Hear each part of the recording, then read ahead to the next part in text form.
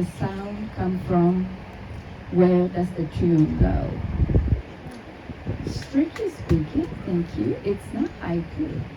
And if I go into the definitions, I can talk about it for another hour. So, but anyway, but then this professor, every time he answers a question about haiku or makes a statement about haiku, he looks at me and says, "Is that correct, Miss Guinness?"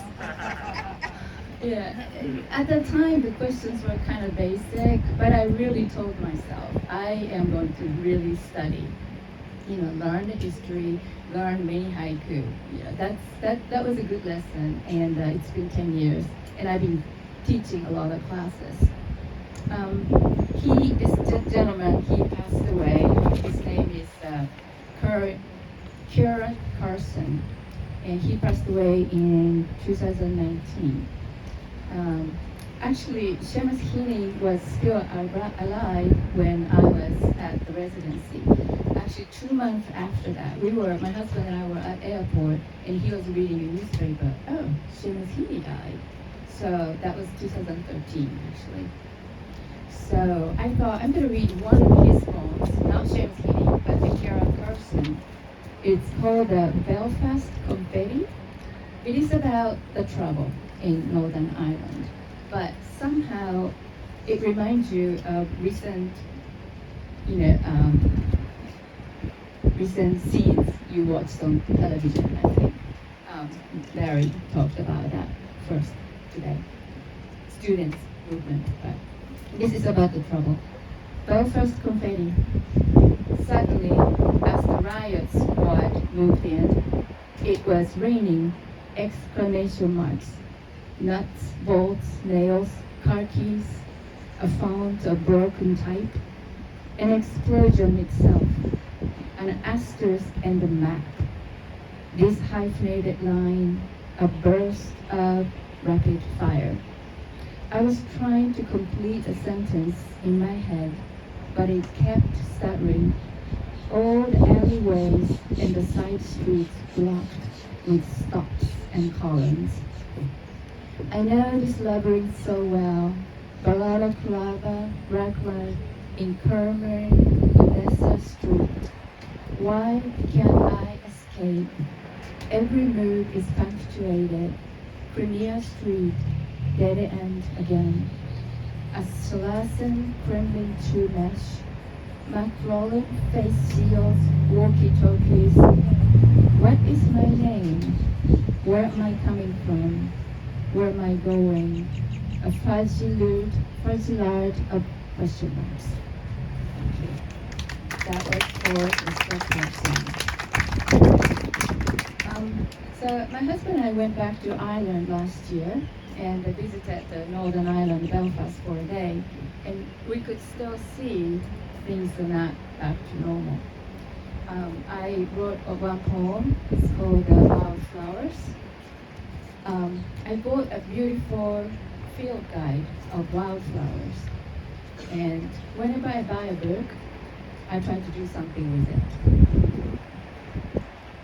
And Denise asked me to talk about the process of writing, so I try to kind of incorporate, because you might wonder why we write about certain things and how we write.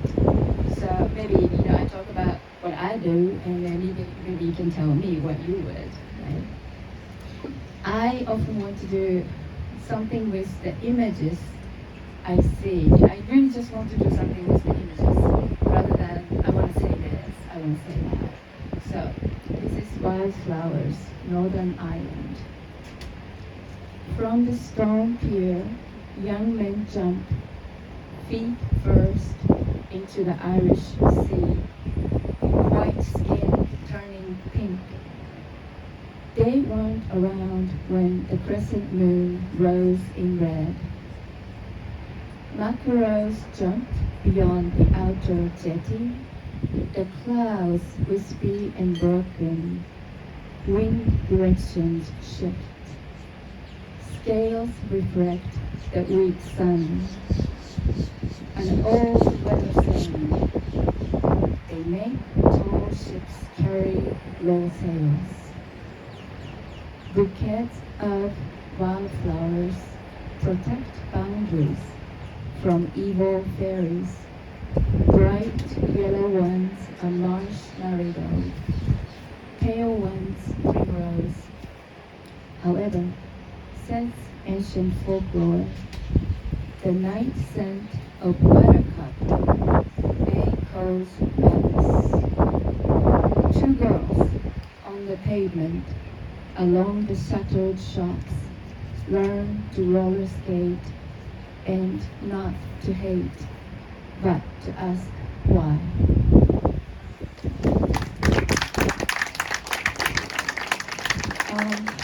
Speaking, make use of purchased books. Today is our daughter's birthday. She's turning 31. She already, yes. I mean, so this morning, actually that's yesterday, she was born in Tokyo. So, yeah. But anyway, I have two poems. One called Bridal. Another one's called Diorama of Rice. So, Bridal is, we took a little mother and daughter trip to Shenandoah. I think somebody mentioned Shenandoah this evening. So that's from that. Bridal. Beer drinking from a stream, the sound of twigs. Losing the thought of a forgotten name in mid-sentence. Clouds at eye level, the pinnacle rock. A wind is the new washed hand. Dogs run through the song lines between a star and a cricket. At night, the sound of a stealthy animal thrashes the night woods.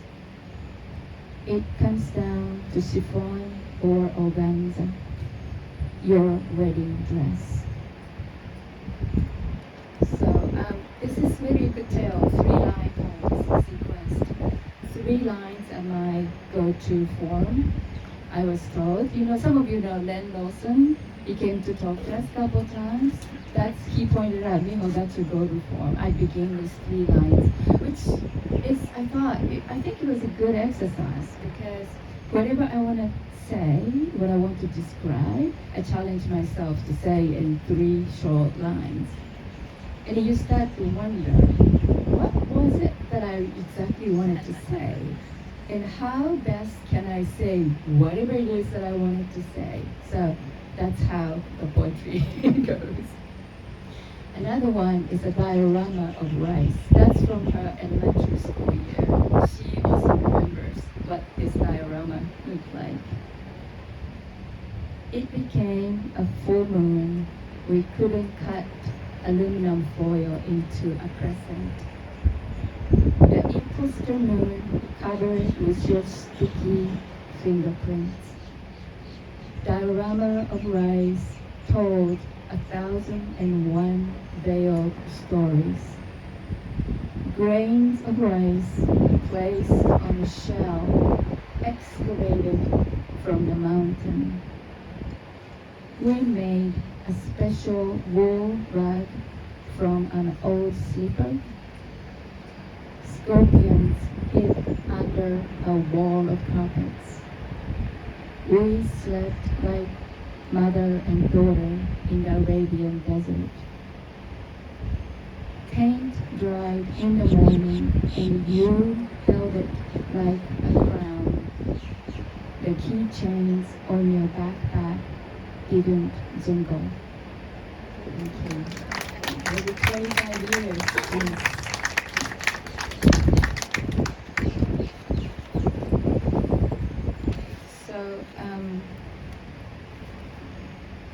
So these are all 3 lines, and it's a form.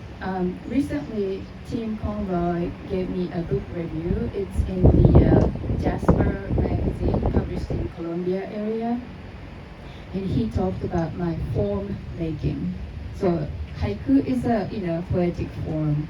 So is sonnet or villanelle with sometimes strict, complicated rules that poets have license to break them or follow them, but I guess we should know what the rules are before we break them, right? So I do make forms because I think ultimately the only difference between prose and poetry is how conscious we are about the form. You know, we all need content and style, but the consciousness of form is really important for a poem to be a poem. But it doesn't happen that easy. My forms are disposable forms. I don't follow them again and again. I just come up with one form, write one poem, and consciously tinkling. I just tinker with it again and again and again. Robbie knows that I work on, but I don't work on 10 years or anything. It's just, I'm talking about a month or two, day after day, I keep changing, you know, little things, little things.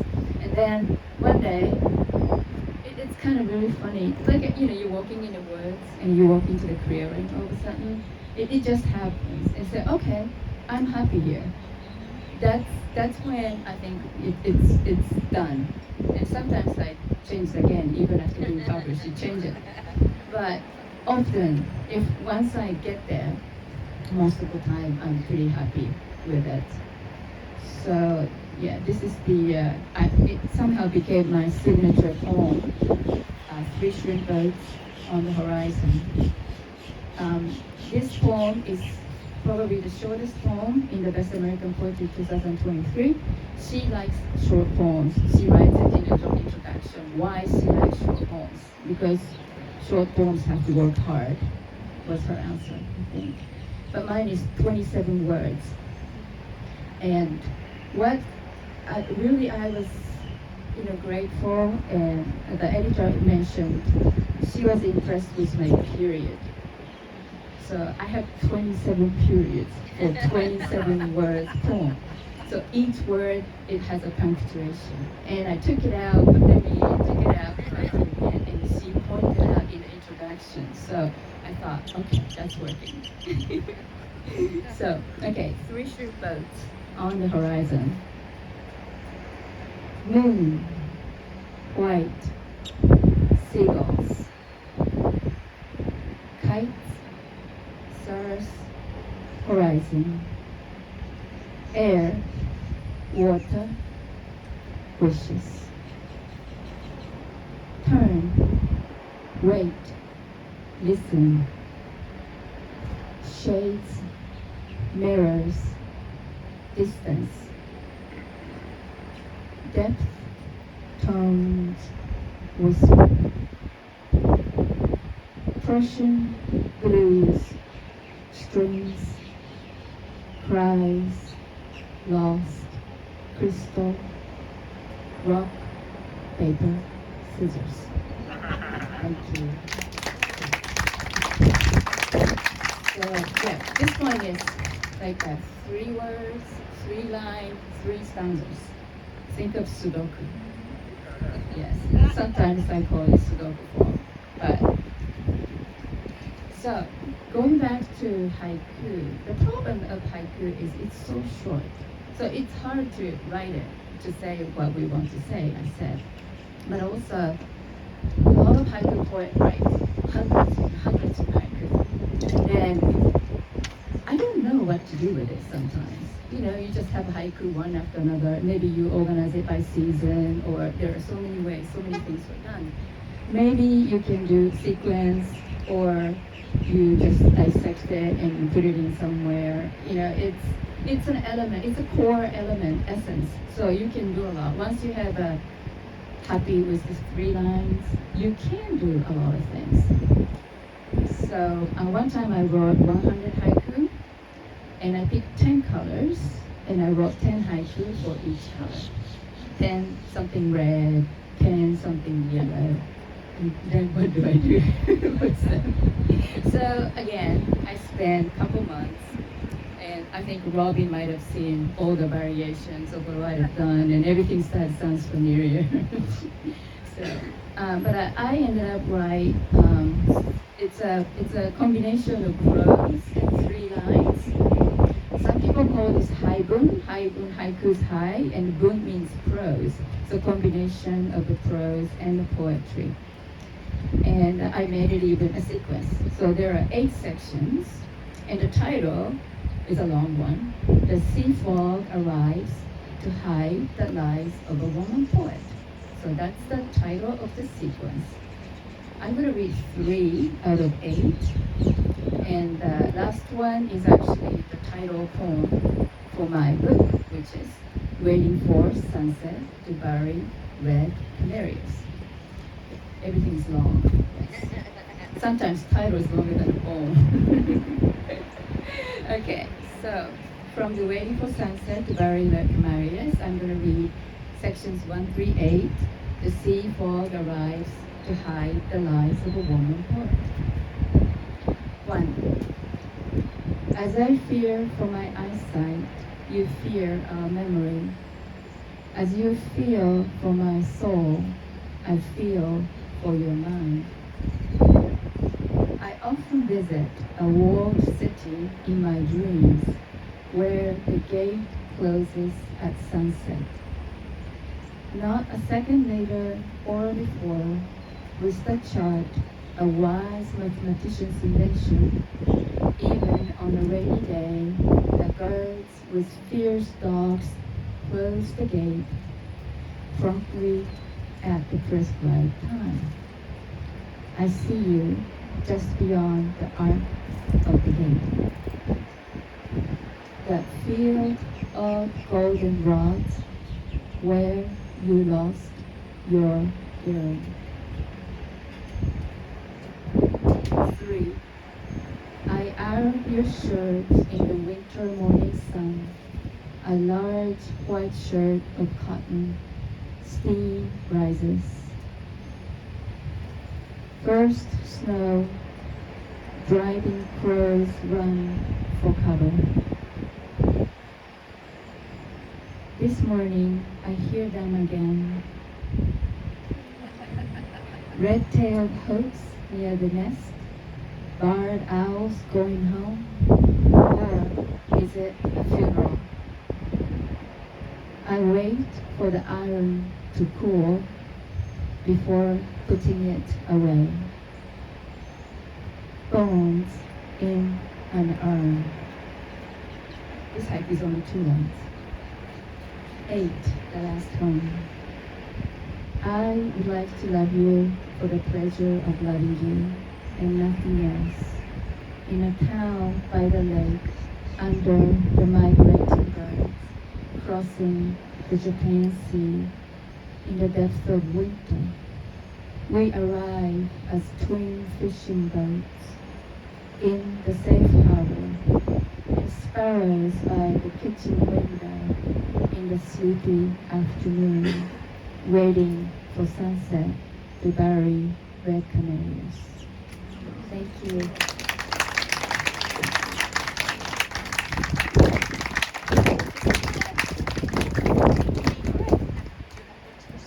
Yes, I do.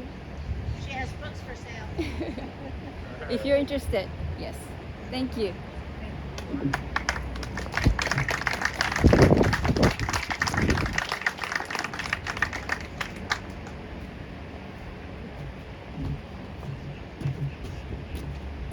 Thank you, Miho. That was just heavenly. We really, really enjoy your work and we enjoy you.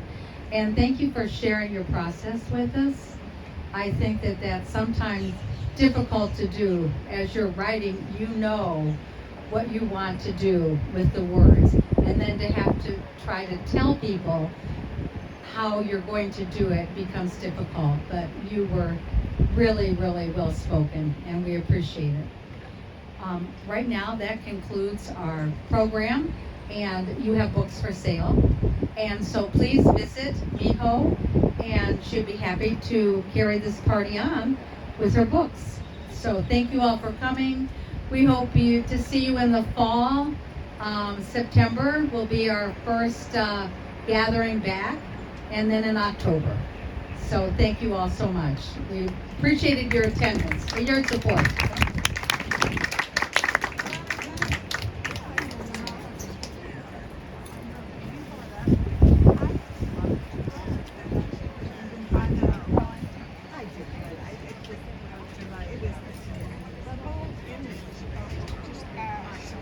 Ah,